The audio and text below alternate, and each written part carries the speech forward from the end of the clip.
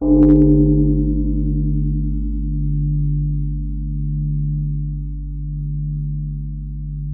littérature japonaise contemporaine est une synthèse entre un apport occidental important et les formes nationales traditionnelles.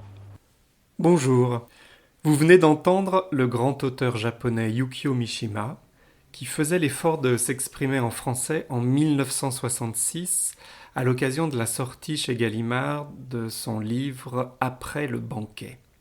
Alors j'ai dit qu'il faisait l'effort de s'exprimer en français parce qu'effectivement il parlait très bien anglais mais pas spécialement français. On voit d'ailleurs qu'il a préparé son intervention.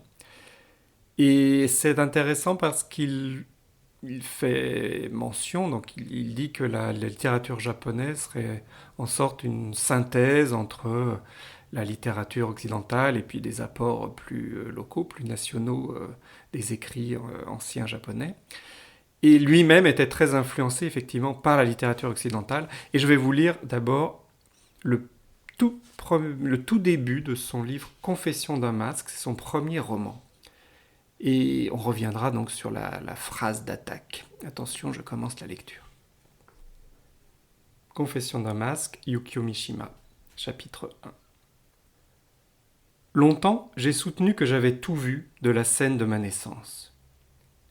Chaque fois que j'affirmais cela, les adultes riaient, puis, croyant que je me moquais d'eux, finissaient toujours par dévisager d'un œil empreint de vague hostilité cet enfant au teint blême qui avait si peu l'air d'un enfant. Quand ces propos m'échappaient en présence de visiteurs qui n'étaient pas des intimes, ma grand-mère, de peur que je ne passe pour un demeuré, m'interrompait d'un ton tranchant et m'enjoignait d'aller jouer dans la pièce d'à côté. Ces adultes qui riaient tentaient en général par quelque argument scientifique de me persuader que j'avais tort. À la naissance, les bébés n'ont pas les yeux ouverts, et à supposer même que cela puisse arriver, leur conscience n'est pas encore assez claire pour que cet instant se grave dans leur mémoire, disait-il, s'efforçant de mettre leurs explications à la portée d'un esprit d'enfant. Bref, il se lançait tête baissée, d'un ton quelque peu théâtral, dans des discours enflammés qui reprenaient toujours les mêmes formules. Alors, ce n'est pas vrai ? Concluait-il. Mais je restais soupçonneux. Et tandis qu'il secouait d'une bourrade mes épaules frêles, il semblait croire de ma part à un stratagème auquel ils avaient bien failli se laisser prendre. Avec un enfant, il faut se méfier. C'est évident que ce gamin nous tente un piège, pour nous amener à lui parler de ces choses-là. Mais alors pourquoi ne pose-t-il pas des questions plus enfantines, plus naïves ? D'où est-ce que je viens ? Comment ça naît un bébé ? À la fin, sans plus rien dire, mais avec un sourire où perlait une forme de gêne, signe qu'il se sentait offensé sans bien comprendre pourquoi, il me toisait de nouveau d'un œil distant. Or, il se faisait vraiment des idées, car je ne cherchais nullement à les questionner sur ces choses-là. Et d'ailleurs, comment aurais-je pu, moi qui avais si peur de blesser les grandes personnes, leur tendre des pièges ou échafauder des ruses ? On avait beau essayer de me persuader du contraire, ou me planter là avec un rire, je n'en continuais pas moins de croire que j'avais tout vu de la scène de ma naissance. De deux choses l'une. Soit cette idée provenait de souvenirs racontés par quelqu'un qui avait assisté à l'accouchement, soit elle avait jailli de caprices de mon imagination. Cependant, il y avait un détail au moins que je ne pouvais douter d'avoir vu clairement de mes propres yeux. Le rebord du baquet dont on s'était servi pour me donner mon premier bain. C'était un baquet flambant neuf, au grain d'une grande fraîcheur, et de l'intérieur on voyait ses bords ourlés d'une faible clarté. À cet endroit, et là seulement, le bois, resplendissant, semblait couler dans l'or. En tremblotant, l'eau pointait le bout de la langue comme pour lécher ce rebord qu'elle n'atteignait jamais. Mais juste au-dessous, à cause d'un reflet peut-être, ou de la lumière qui venait s'y glisser, elle miroitait d'un air cordial. On aurait dit que les vaguelettes, scintillantes, s'amusaient à se cogner sans cesse. Voilà donc le tout début des Confessions d'un masque de Yukio Mishima. Et la toute première phrase, la phrase d'attaque, c'est bien « Longtemps, j'ai soutenu que j'avais tout vu de la scène de ma naissance ». La traductrice Dominique Palmé, qui a proposé récemment une nouvelle traduction du livre de Mishima, fait clairement référence à la phrase d'attaque de la recherche du temps perdu de Proust. Longtemps, je me suis couché de bonne heure. Parce qu'effectivement, Mishima aimait beaucoup Proust. Alors voilà. Aujourd'hui, il n'y a pas d'invité, contrairement à l'habitude. Et c'est moi qui vais vous parler de littérature japonaise et qui vais lire des extraits de quelques livres que j'ai sélectionnés. Car ayant habité au Japon, à Tokyo, je suis effectivement passionné par la littérature japonaise, j'en ai beaucoup lu. Donc je vais vous proposer une petite balade dans la littérature japonaise à travers quelques lectures et quelques conseils de lecture.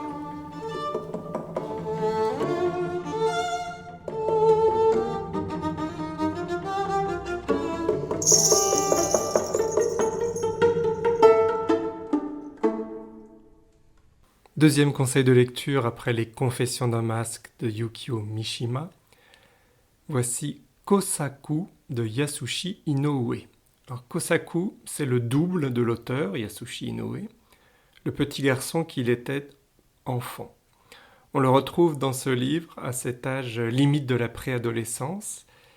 La vie qu'il mène est douce sur la péninsule d'Izu qui ferme la baie de Tokyo.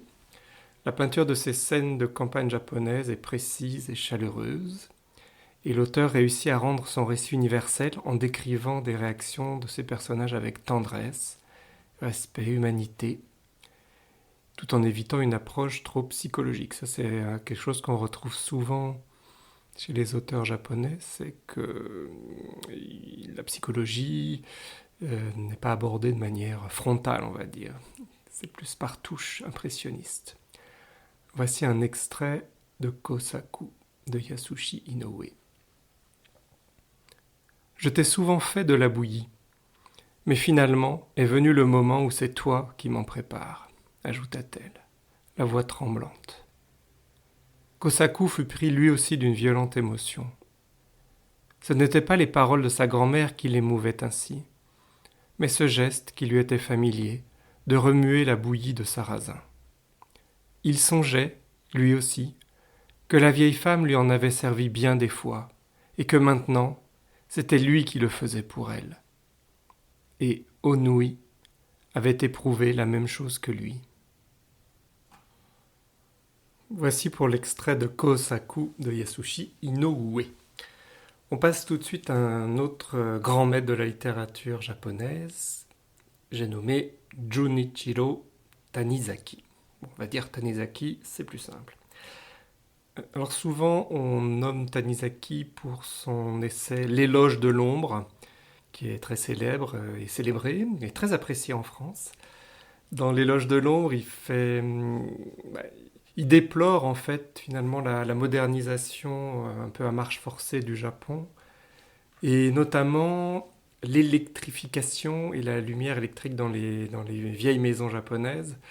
Parce que, bon, en gros, pour résumer, il dit qu'une grande part de l'esthétique japonaise et de la beauté qu'on peut trouver à cette esthétique traditionnelle se joue dans l'ombre, par exemple. Il prend l'exemple d'un bol qui serait ébréché, qu'on a déjà utilisé pendant des années. Et le fait, justement, qu'il soit un peu patiné par le temps participe à la beauté de ce bol. Mais la beauté patinée par le temps, on ne peut bien l'apprécier qu'à la lumière d'un feu ou d'une bougie. Et la lumière du néon ou d'une lumière électrique très vive, ça vient tout gâcher. Voilà. Alors,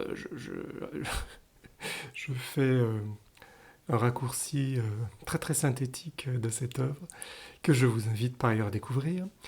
Et je voulais en revanche vous lire un extrait qui n'a rien à voir avec l'éloge de l'ombre, mais qui est une nouvelle qui s'appelle Le tatouage. Alors j'aime beaucoup cette nouvelle, et bon, en plus comme aujourd'hui tout le monde se fait tatouer, j'avais envie de vous lire Le tatouage de Tanizaki. Le tatouage. Ceci se passait en un temps où les gens possédaient encore la vertu précieuse de faire, comme on dit, des folies. Suffisamment du moins pour que les rouages du monde, à la différence d'aujourd'hui, ne grince pas trop fort. Un temps où bouffons et serveurs de thé gagnaient bien leur vie à vendre des histoires drôles pour chasser tout nuage du front serein des grands seigneurs et de la jeunesse dorée, et au palais faire rire sans fin servantes et prostituées de luxe, si bien que le monde allait sans heurts son petit train. Dans les théâtres et les brochures illustrées du temps, les Sadakuro, Narukami et Jiraya, muets en héroïnes, alliaient toujours la force à la beauté et la laideur à l'impuissance. C'était à qui serait le plus beau. Tous en venaient à se faire instiller l'encre du tatouage dans ce corps qui pourtant est un don du ciel. Et, somptueuses, voire puissamment odoriférantes, lignes et couleurs dansaient alors sur la peau des gens. Pour se rendre au quartier galant par la piste dite aux chevaux, les visiteurs en palanquin choisissaient les porteurs les plus richement tatoués, et c'est pour les hommes à beaux tatouages que les belles de Yoshiwara, de Tatsumi, avaient le coup de foudre. Il va sans dire que piliers de tripots et sapeurs-pompiers se faisaient tatouer, mais aussi les bourgeois, et plus rarement les samouraïs. Au concours de tatouage qui de temps à autre se tenait à Ryogoku, les participants, tapotant chacun son épiderme, échangeaient leurs critiques, exaltaient l'originalité du motif de leur invention. Un jeune tatoueur du nom de Seikichi était orfèvre en la matière. Célébré comme étant au moins aussi habile que Charibun d'Asakusa, que Yapei et Konkojiro de la rue de Matsushima, que d'autres encore, c'est par dizaines que les clients déployaient le satin vierge de leur épiderme sous la pointe de ses pinceaux. La plupart des tatouages les plus hautement prisés lors des concours étaient des œuvres de sa main. Si Darumakin passait pour le spécialiste des tons dégradés, si de Karakusagonta on portait au nu les tatouages au cinabre, Seikichi les surpassait encore en réputation par ses singulières compositions et la souplesse voluptueuse de ses tracés. D'abord fanatique de l'école de Toyokuni et de Kunisada, il avait vécu de sa production d'estampes. Déchu au rang de tatoueur, il avait néanmoins conservé de l'artiste d'autrefois la conscience scrupuleuse et l'aiguë sensibilité. Faute d'une ossature et d'une peau capable de le séduire, vous perdiez votre temps à vouloir acheter son concours. Et si par hasard il consentait, il fallait lui donner carte blanche pour le choix de la composition comme pour le prix. Et subir de plus, 1 mois, 2 mois durant, l'insupportable supplice de ses aiguilles. Je ne sais pas vous, mais moi j'ai envie de connaître la suite. Je vous invite donc à lire Le tatouage de Junichiro Tanizaki. Et sans transition aucune, je passe à l'auteur suivant, un auteur aussi que j'aime particulièrement, un classique, c'est Natsume Soseki. Alors, j'essaye de doubler les O, Soseki, puisque effectivement en japonais, il y a souvent comme ça des voyelles qui sont doublées. Donc Natsume Soseki, alors c'est peut-être le plus proustien des auteurs japonais. Alors j'ai déjà mentionné Proust avec Mishima, parce que c'est vrai que Mishima l'admirait. Soseki, c'est pareil, c'est toute cette fragilité, cette sensibilité de la vie intime. Et je ne sais pas quel livre, je peux tout vous conseiller de Soseki, par exemple Le pauvre cœur des hommes, Kokoro en japonais, Kokoro ça veut dire le cœur, on entend cœur dans Kokoro aussi, on entend aussi battre le cœur. Et donc Le pauvre cœur des hommes, ça c'est la traduction française, par René Siffert. Et j'aime beaucoup aussi le roman qui s'appelle Et puis, en japonais, c'est Sarinagara. De très beaux titres de Soseki. Et je vais vous lire un passage de Et puis.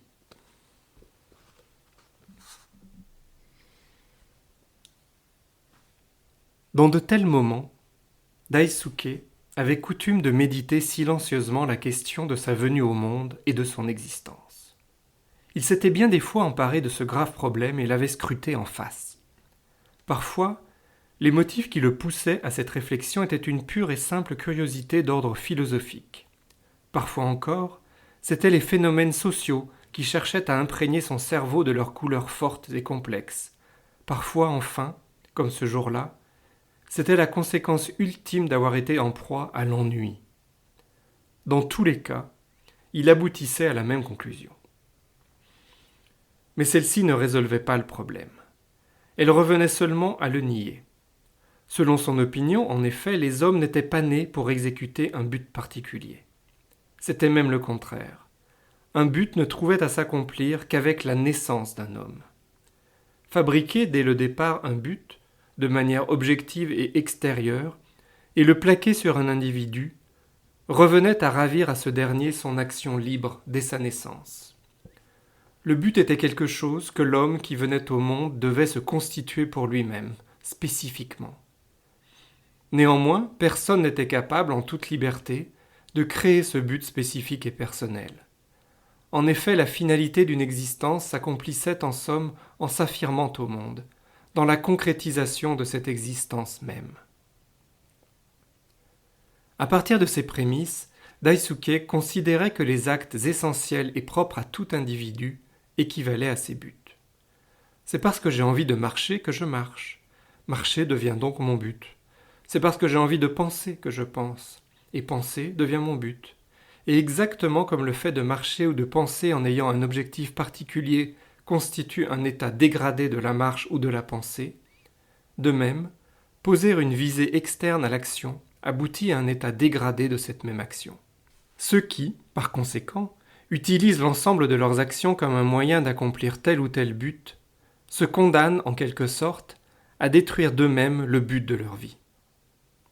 Ainsi Daisuke avait-il vécu jusqu'à ce jour en instituant comme but l'accomplissement de tout désir ou penchant qui lui venait en tête. Et il en était de même dans le cas où deux désirs ou penchants inconciliables s'affrontaient en lui. Il n'y voyait là que l'épuisement de l'un des buts, résultat de ses envies contradictoires. Et poussant son raisonnement jusqu'à son terme, Daisuke avait toujours accompli ses actes pour des buts que le commun des mortels nomme en général des non-buts. Du fait qu'il ne mentait pas aux autres, il estimait sa conduite des plus morales. Lui qui avait vécu en tentant autant que possible de mettre en œuvre ce principe, se retrouvait pourtant, au cours même de son accomplissement, piégé à son insu par la question qu'il avait rejetée loin de lui. Réfléchir sur les raisons pour lesquelles il agissait dans le moment présent. Voilà exactement ce qui s'était passé lorsqu'il avait arpenté le quartier de Bancho, en se demandant pourquoi donc il marchait ainsi.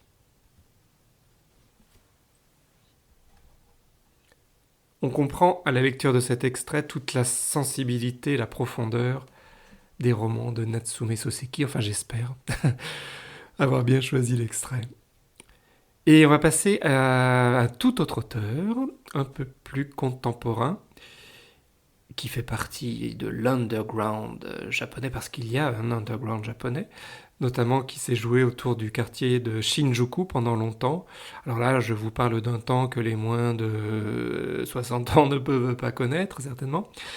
Et donc, je vais vous parler de Shuji Terayama, en commençant par la lecture d'un extrait de son roman « Devant mes yeux, le désert ». Devant mes yeux, le désert de Shuji Terayama. Parce qu'on lui avait dit que le cœur de sa mère était conservé dans un bocal plein d'alcool à l'hôpital de Teshikaga, Hokkaido, Yoshiko gardait une certaine attirance pour la partie septentrionale du Japon. Il lui arrivait souvent, avec une indicible tristesse, de regarder au ciel des usines les nuages partant à la dérive, vers le nord où elle-même n'était jamais retournée, n'ayant jamais voulu se résoudre à voir le cœur de sa pauvre mère dans un bocal. Elle fredonnait aussi de temps à autre une chanson pour jeu de balle que sa mère lui avait apprise quand elle n'était qu'une fillette. La bonne tisane qui chasse du ventre le petit lapin, si c'est une fille, je l'emballe bien, et la jette à l'eau, si c'est un garçon, il aura pinceau et encrier d'or. Les images que Yoshiko conservait de Setsu, sa mère, étaient bien sombres. Lorsqu'elle les feuilletait dans sa mémoire, et aussi redoutable que les photos d'autopsie entrevues par un enfant dans un traité de médecine légale. Pendant l'été de 1913, la mère de Setsu avait été violentée sur la paille d'une grange par le gros cultivateur chez qui elle travaillait. Il l'avait prise 3 fois de suite. En sortant de la grange, devant l'éclat des champs de blé vert, elle avait vomi. Quand elle était devenue grosse, on l'avait chassée avant son accouchement. Puis elle avait épousé un Coréen. Ne pouvant garder le bébé, elle était venue le rendre à la ferme avant de disparaître. En fait, le nouveau-né, Setsu, devait rester abandonné toute une journée dans du papier journal en bordure d'un champ. C'est le frère du cultivateur qui l'avait découvert et, par souci du qu'en dira-t-on, confié à un couple de pêcheurs. Mais devant bientôt divorcer et incapable de subvenir aux besoins de Setsu, la mère adoptive l'avait à son tour rendue à la ferme. Après un vif échange de paroles, « Reprenez-la, jamais !» et une scène regrettable où un vacher l'avait menacée d'une hache, elle parvenait néanmoins à laisser l'enfant chez le cultivateur. Quand elle fut en âge de réfléchir, Setsu comprit que dès sa naissance, elle était de trop. À 12 ans, elle déroba une paire de ciseaux dans une ferme du voisinage. Ce n'était qu'un premier larcin.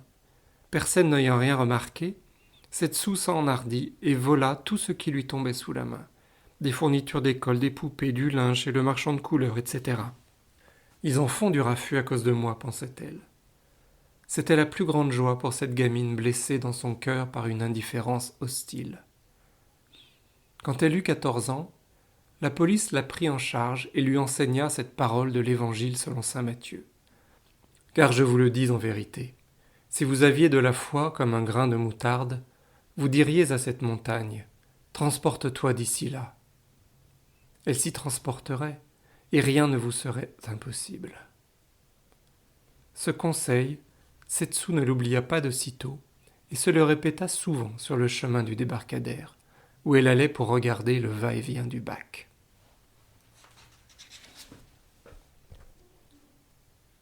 Cinéaste, boxeur, poète et dramaturge, c'est la définition de Shuji Terayama.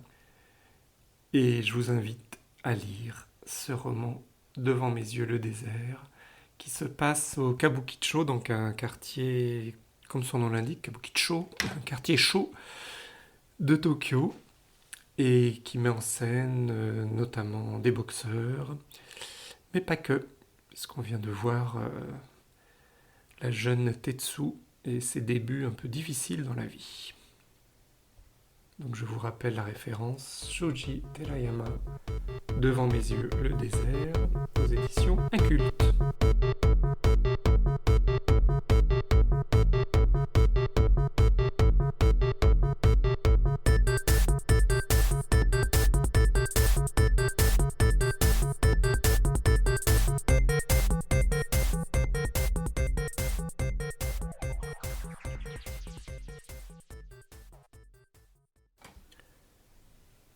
Moi, j'aurais envie de vous lire des extraits de toutes mes bibliothèques, mais rassurez-vous, on va finir avec 2 auteurs, et en commençant par Ryu Murakami.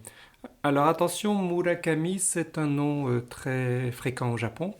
On a Takashi Murakami, l'artiste par exemple, qui fait des petits trucs rigolos, là, un peu kawaii, qui illustre cet été les bouteilles de Badois, si vous avez été attentif au décor des bouteilles de Badois avec des petites fleurs très kitsch. Donc ça, c'est un Murakami aussi. Et puis surtout, donc en littérature, on a Haruki Murakami qui a failli avoir le prix Nobel, enfin bon, qui aimerait bien l'avoir. Bon, c'est pas... Bon, alors, Haruki Murakami, j'ai bien aimé à une époque, et puis finalement, je me suis un peu lassé de son côté fantastique. Oui, voilà, je sais plus, là, je ne vais pas en parler, et donc je vais parler de Ryu Murakami. Donc Ryu Murakami, lui, c'est beaucoup plus violent en général, c'est beaucoup plus sombre, ses écrits, mais aussi beaucoup plus intéressant, beaucoup plus urbain. Il est très connu pour Les bébés de la consigne automatique, qui se passe dans un Tokyo, voilà, où il critique la modernité. Et là, je voulais vous lire un extrait du roman qui s'appelle Chansons populaires de l'ère Showa. Donc, Ryu Murakami, Chansons populaires de l'ère Showa. Chapitre 2. La queue de la comète. La femme qui venait d'être assassinée s'appelait Yanagimoto Midori. Et la première personne qui la découvrit fut son amie, Henmi Midori. À la vérité, ce ne fut pas la première. Après que Sugioka se fut enfui, 11 personnes passèrent auprès de Yanagimoto Midori, dont la gorge tranchée laissait échapper des flots de sang. Mais elles firent comme si elles n'avaient rien vu. C'était une ruelle où 2 voitures auraient à peine pu se croiser, et il était impossible que personne n'ait rien remarqué. En outre, Yanagimoto Midori avait une robe blanche maculée de sang. Les pains au curry écrasés contre le mur en béton donnaient l'impression d'un dégueulis ou d'une chiasse répandue là, et les palourdes éparpillées hors du sac diffusaient une odeur de marée accentuée par l'intensité du soleil d'après la saison des pluies. Les 11 personnes qui étaient passées par là avaient toutes remarqué Yanagimoto Midori, mais avaient aussitôt détourné le regard en essayant de se convaincre qu'elles n'avaient rien vu. Une jeune mère de famille avait même sermonné son enfant qui pointait un doigt. « Regarde, maman, une dame couchée par terre », en lui disant de faire comme si de rien n'était. « Cette femme doit jouer avec va savoir qui, il ne faut pas s'en approcher. » Une adolescente de retour de l'école de rattrapage avait clairement vu Yanagimoto Midori et avait d'abord voulu lui porter secours ou bien prévenir la police. Mais comme elle portait un chemisier blanc et qu'elle avait rendez-vous avec un garçon juste après, « Je vous demande pardon, madame », avait-elle murmuré, et elle avait poursuivi son chemin en se disant « Je vais me salir, et en plus, il y a comme de la crotte juste à côté. » Le cœur de Yanagimoto Midori avait cessé de battre 50 secondes après que Sugioka lui eut tranché la gorge. On aurait eu beau essayer de la relever ou d'appeler la police, cela n'aurait rien changé. Mais lorsqu'il s'agit de la dignité d'un cadavre, le temps écoulé avant sa découverte et celui pris à en informer les autorités prennent une importance particulière. La physionomie du cadavre avait changé lorsque Henmi Midori s'en approcha en criant « Yanagi !» Sous l'effet de la douleur qui avait dû être atroce, Yanagimoto Midori avait griffé son visage et élargi la coupure faite à sa gorge. On distinguait une artère et l'œsophage par la plaie. Sa langue pendait d'environ 10 centimètres hors de sa bouche. Son œil droit, sorti de son orbite, semblait crevé, et elle tenait encore dans sa main droite une poignée de ses propres cheveux à laquelle elle avait dû s'agripper.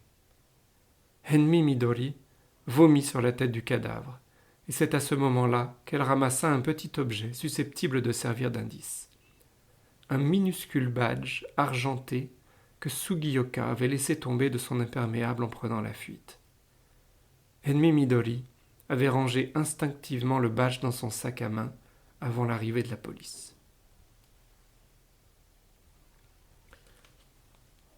Donc l'extrait est un peu violent, c'est vrai. Rassurez-vous, tout le roman n'est pas comme ça.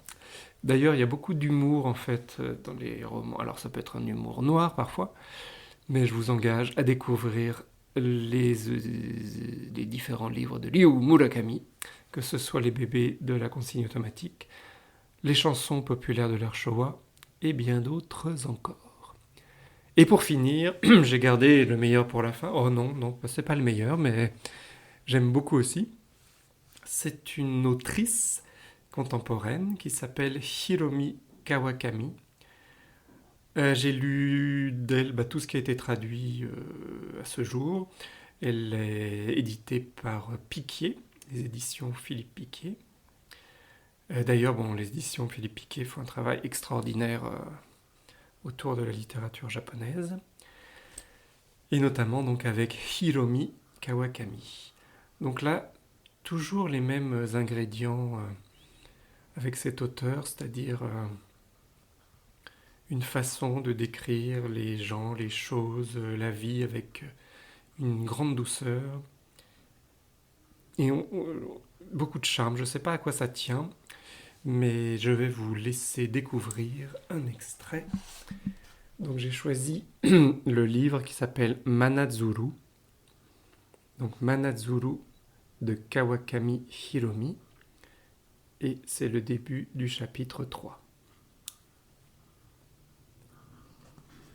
J'avais vu tomber une fleur de camélia. Il m'était arrivé de voir les pétales rouges joncher le sol comme des gouttes qui éclaboussent, les fleurs choir lourdement, sans perdre leur forme. Mais jamais je n'avais vu de près une fleur de camélia dans sa chute. « Regarde !» ai-je dit à Rei, qui marchait à côté de moi. Il a tourné tout de suite les yeux et a ramassé machinalement la fleur qui avait conservé sa forme intacte. Sans rien dire, il l'a serrée avec force dans sa main.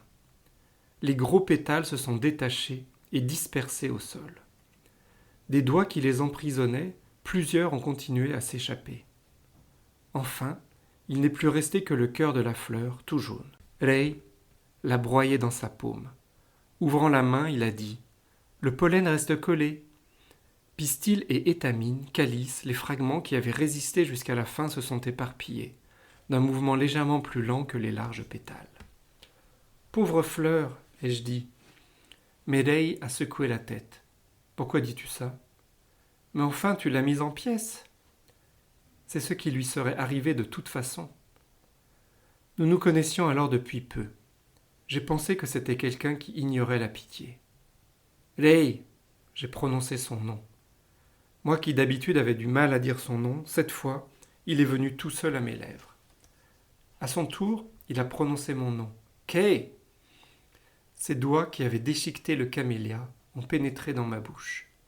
J'ai senti un bref instant l'odeur sucrée du pollen, puissante, et avant même que je m'en rende compte, ma langue léchait son doigt. Après avoir commencé à allaiter Momo, il m'arrivait parfois d'évoquer la sensation que j'avais ressentie en léchant le doigt de Rei. J'avais sucé comme un bébé. Sur le moment, je n'en avais pas eu conscience. Je n'avais compris qu'après avoir commencé à donner le sein. Sans penser à rien, je n'avais fait que sucer ce doigt qui m'était tendu, avec un vague bonheur, cette saveur aigre-douce puissante. Rei était comme le reflux. On a beau se retenir, la marée descendante emporte tout.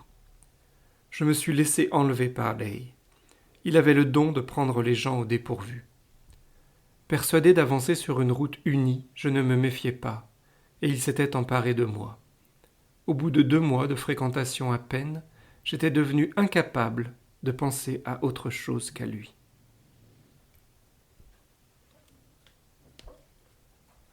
Voilà, c'était un extrait de Manazuru de l'autrice Hiromi Kawakami aux éditions Piquier. J'espère que ce programme vous a intéressé. C'était l'épisode 4 du jardin. Je vais reprendre les interviews dès la rentrée. Voilà, c'était un épisode un peu spécial, un épisode estival. Merci à vous, bonne lecture japonaise et autres, et à bientôt. Et voilà, c'est déjà fini. Merci beaucoup, chères auditrices et chers auditeurs, d'avoir passé un moment avec nous dans Le Jardin, un podcast littéraire. S'il te plaît, dessine-moi un écrivain. Je suis François-Xavier Robert. Ce podcast n'aurait pas été possible sans l'aide précieuse de Julien Oran au mixage et à la création musicale. Si vous avez aimé ce podcast, n'hésitez pas à laisser un commentaire, à le partager, à vous abonner. Rendez-vous très bientôt pour un prochain épisode du Jardin.